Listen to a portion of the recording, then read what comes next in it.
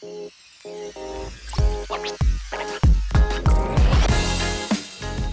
I'm going to teach you how to play Castle Panic Deluxe, designed by Justin DeWitt and brought to us by Fireside Games. I'm Mark Maya, and this is Board Game Coffee.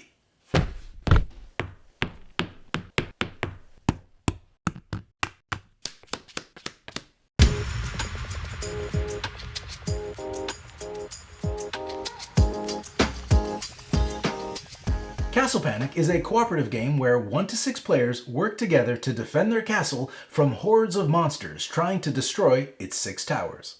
Before we get started, you should know that all the components you see in this video are of the prototype variety and don't necessarily represent the final look of the game. And although I am teaching you how to play Castle Panic Deluxe with all its cool minis, the rules still apply to the original Castle Panic. In this video, I'll be teaching you how to play the basic 3-player cooperative version of Castle Panic. For more ways to play, check out the game variations and optional rules located in the rulebook. And if you're looking for a particular rules section, check out the index in the description below. With that said, let's get to the overview. Castle Panic's board is broken up into 6 wedges, numbered 1 through 6. Then separated into 3 colors, red, blue, green, and 5 rings, forest, archer, knight, swordsman, and castle, which is where the castle goes. Enemies will spawn in this forest ring and move in toward your castle. As they reach your castle, they will tear down its walls and destroy your towers. If they destroy all 6 of your towers, you lose. So it's up to all the players at the table to work together to slay the monsters before that happens. To slay a monster, you're going to need to deal damage to it, which you do by playing cards from your hand that match the area the monster is currently in. Each card played deals 1 damage, but there are other cards that do more. At the end of every turn, monsters will advance 1 space towards the castle. And 2 new monster tokens are drawn from the bag. These will either add more monsters to the board, trigger an effect, or both. Once that's done, play passes to the next player. Now that you have an idea of what the game's about, let's get to the setup. First, lay the game board in the middle of the table.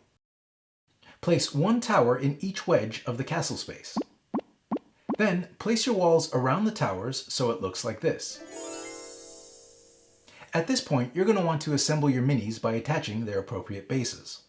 Attach the 3-point bases to the troll minis, and the 2-point bases to the orc minis. The goblins only have 1 point of health, so there's no base to attach. For the boss monsters, attach the 3-point bases to the orc warlord and the troll mage, and the 2-point bases to the healer and the goblin king. The reason that the bases are not attached to the minis right out of the box is to make it easier for those of you who enjoy painting their minis. Okay, now place 3 goblins, 2 orcs, and 1 troll in 6 different archer spaces. What monsters go in which space doesn't matter, as long as you only have 1 monster per archer space. When you place a monster on the board, spin their base so that their maximum health value is displayed here. Then place the monster so that their displayed health value points toward the castle. Once that's done, give each player 1 order of play card for them to use as reference. And deal out a number of Castle Panic cards based on the player count. In a 3 to 5 player game like the one we have here, each player is dealt 5 cards. If this was a 2-player game, each player would be dealt 6 cards. And 4 cards if it was a 6-player game. Place all remaining Castle Panic cards in easy reach of all players, forming the draw pile, and leave enough room beside it for a discard pile. Being that this is a cooperative game, all cards dealt to players can be kept face up. This will come in very handy when planning your attack strategy.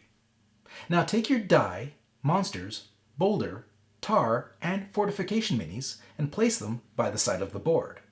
Then take all the monster tokens and place them in the bag provided, placing it in easy reach of all players.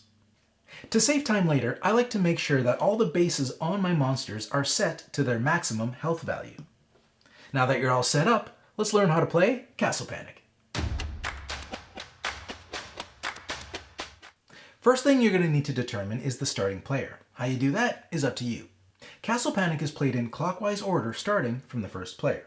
On your turn, you're going to go through a sequence of actions in this order. Draw up, discard and draw one card, trade cards, play cards, move monsters, and draw 2 new monsters. Once you've done all that, play passes to the next player.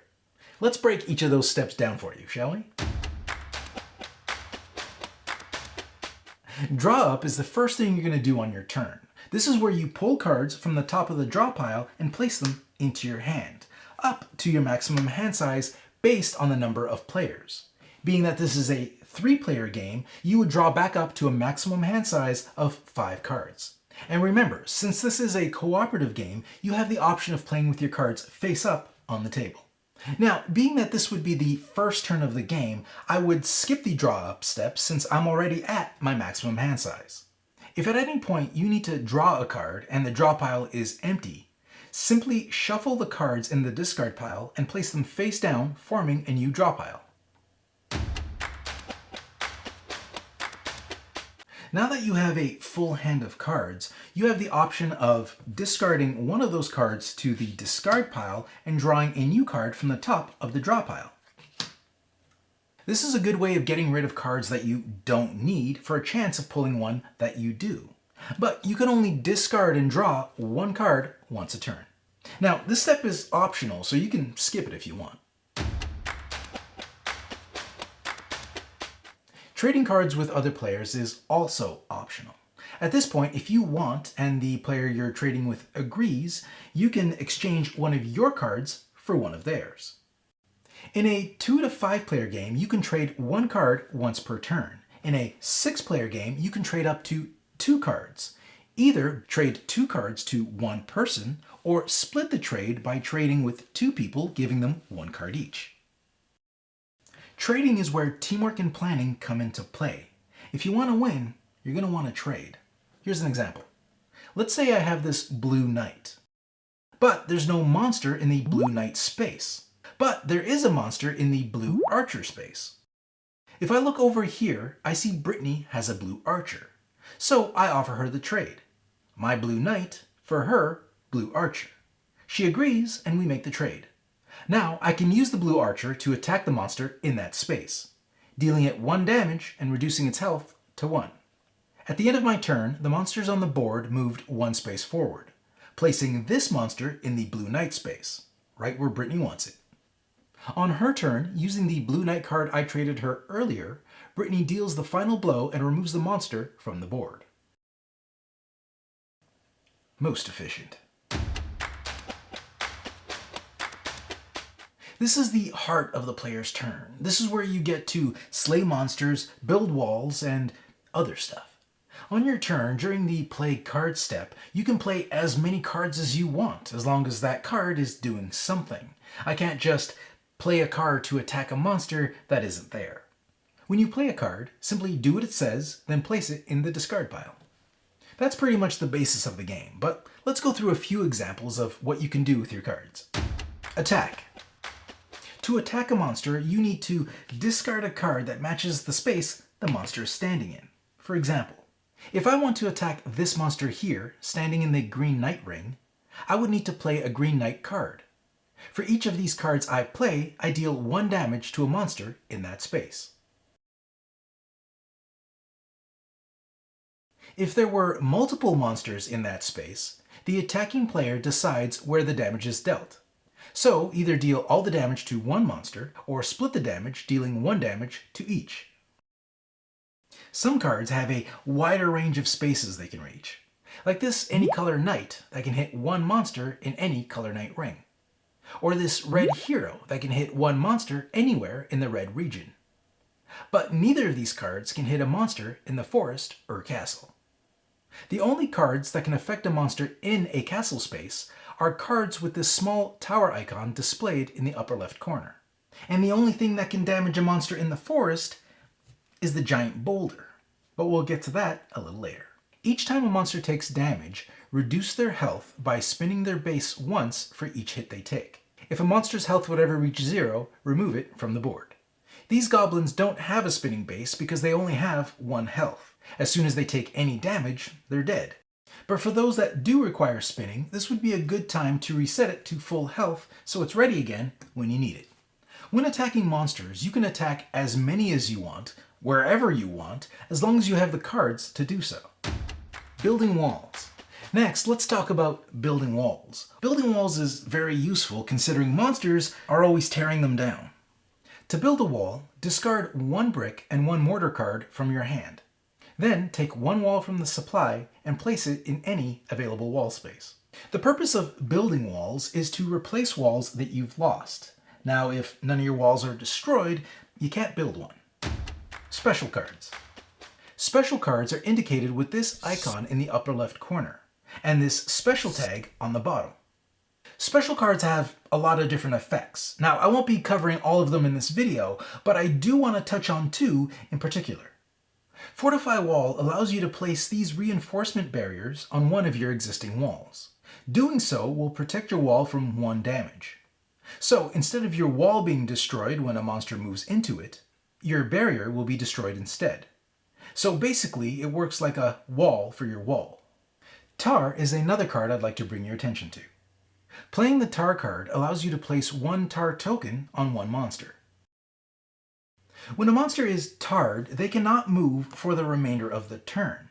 Even if an effect forces all monsters to move, they cannot. And if you look here on the Tar card, you'll notice a tower icon and a forest icon. This means you can use this card to target a monster in the castle or in the forest. There are other special cards available to you, and you can find a detailed description of how they work in the rulebook. Okay, so now that you've played all the cards that you can or want to, it's time to move some monsters. After you've finished playing cards, all the monsters on the board, which are outside the castle, will move 1 space toward it. And any monster inside the castle will move 1 space clockwise. If a monster comes into contact with your walls, fortifications, or towers, those structures are instantly destroyed, but we'll cover that a little later in the video.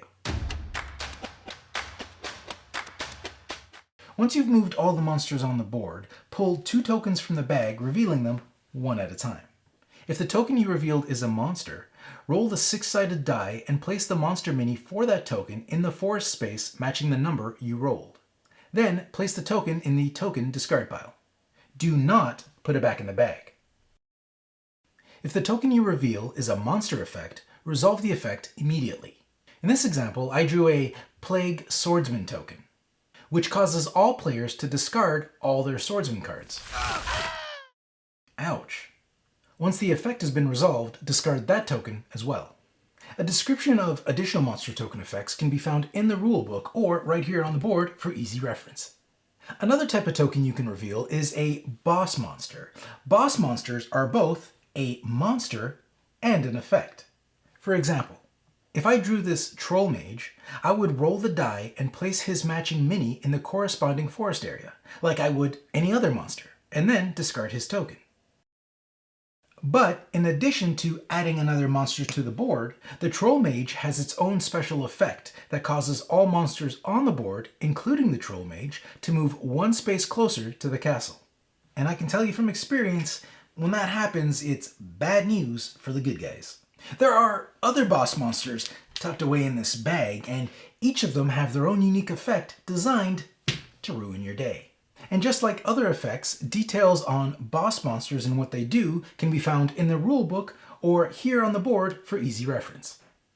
If you ever need to draw more tokens but there aren't enough in the bag, simply draw as many as you can. Don't ever refill the bag. Don't do it. And from now on, you can just skip the draw 2 new monsters step for the rest of the game. Trust me, this is a good thing. Once you've resolved all the tokens that you drew at the end of your turn, play passes to the next player, and they repeat steps 1 through 6, starting with draw up. Play continues this way around the table until all the monsters are defeated or your towers are destroyed. But how does a tower get destroyed? Let's break it down. Destroying the castle. If a monster would move into your castle wall, instead leave them in the swordsman space, remove the wall, and deal 1 damage to that monster. Your wall is now destroyed. If the damage would reduce the monster's health to 0, remove the monster from the board. But in this example, they live to fight another day. Now, let's say there were 2 monsters in this space when it came time to move. In this case, both monsters would stay in the swordsman space, the wall would be destroyed, but only one monster would take a point of damage. The player whose turn it is decides which monster takes the damage. Now, if there was a fortification on the wall, the fortification would be removed, the monster would still take 1 damage, but the wall would remain unharmed.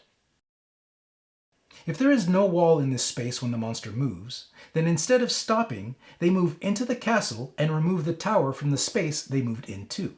Although this didn't stop the monster from moving like the wall did, the monster still takes 1 point of damage. If this doesn't kill the monster, they will remain in the castle until they receive a lethal amount of damage. If a monster is in the castle during the monster move step, instead of moving forward, it'll move clockwise into the next space. If there's a tower in the space it moves into, then the tower is destroyed and the monster takes 1 damage. Boulder Token. Another way your castle can take damage is with a boulder. A boulder is another possible token that you can pull out of the bag during the draw 2 new monster step at the end of your turn.